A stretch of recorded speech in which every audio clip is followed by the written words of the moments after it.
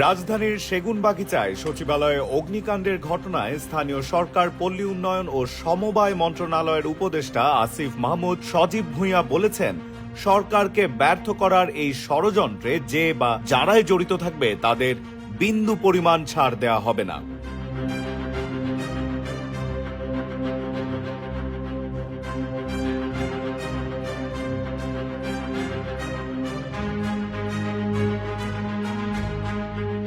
আসিফ তার ফেসবুকে লিখেছেন, স্থানীয় সরকার, পল্লী উন্নয়ন ও সমবায় মন্ত্রণালয়ের বিগত সময়ে হওয়া অর্থ লোপাট, দুর্নীতি নিয়ে আমরা কাজ করছিলাম। কয়েক হাজার কোটি টাকা লুটপাটের প্রমাণও পাওয়া গিয়েছিল। আগুনে কি পরিমাণ ক্ষয়ক্ষতি হয়েছে এখনো জানা যায়নি।